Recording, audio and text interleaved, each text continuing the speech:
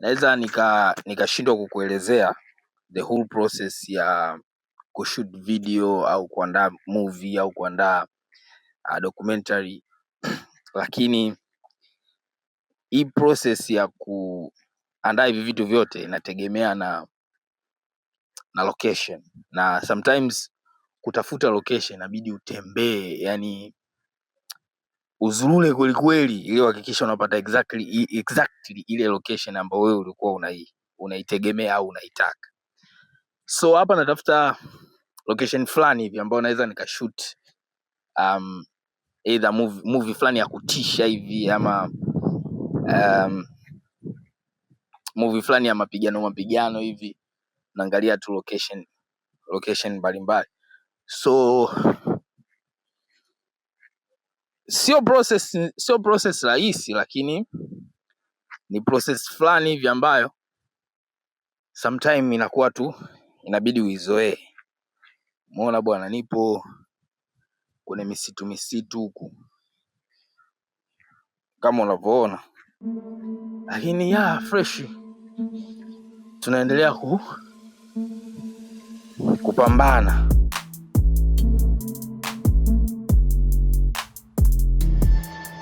Mara nyingi napoandaa music video huwa najitahidi kutengeneza intro kali ili iweze kumshawishi mtu kuangalia hiyo video kuanzia mwanzo hadi mwisho. Yes, nimetumia Sony f6,500 kushoot hii music video.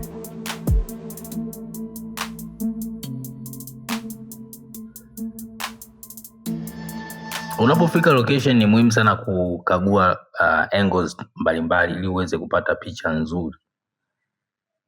So mimi baada ya kukagua location yangu nikagundua kwamba hii ni spot nzuri ya kuweza kumshoot msanii wangu akiwa anaandika barua.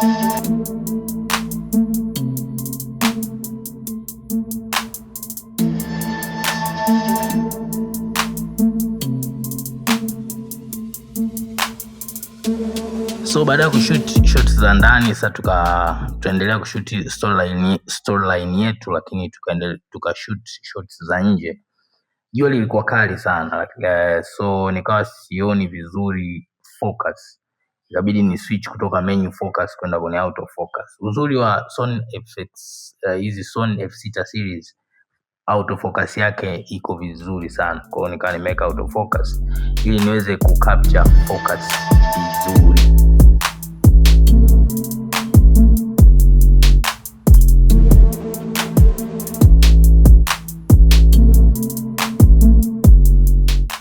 Shot yetu ya mwisho ilikuwa ni hii hapa, ambayo ilikuwa ni moja kati ya shots ngumu kwa kusema, ila tulivyoanza kuifanya ikawa rahisi.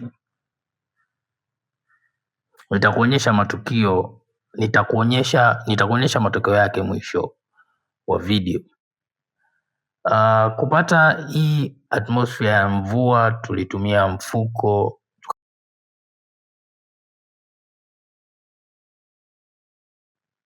Huo mfuko tuliweka juu ya kamba za kuanikia nguo, then matokeo yake yakawa kama haya, very simple. Tulitumia taa 2 na tulihakikisha hiyo sehemu imeloa maji vizuri kabisa, kwa kumwaga maji chini ili tuweze kupata uhalisia wa mvua kama ilikuwa imenyesha. Then tukafanya performance yetu kama unavyoiona ya msanii alikuwa na perform.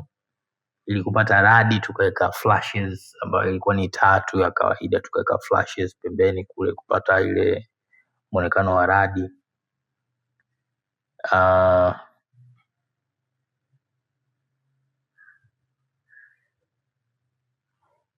In terms of camera settings, hiyo ilikuwa ni S-Log3.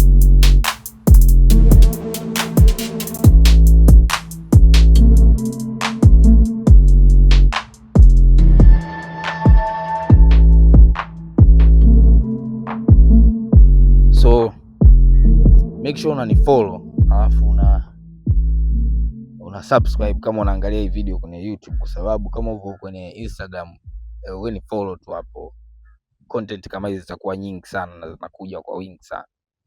Make sure unanifollow, kwa sababu baadaye nitakuja kuonyesha jinsi ambavyo nimezitumia hizi location.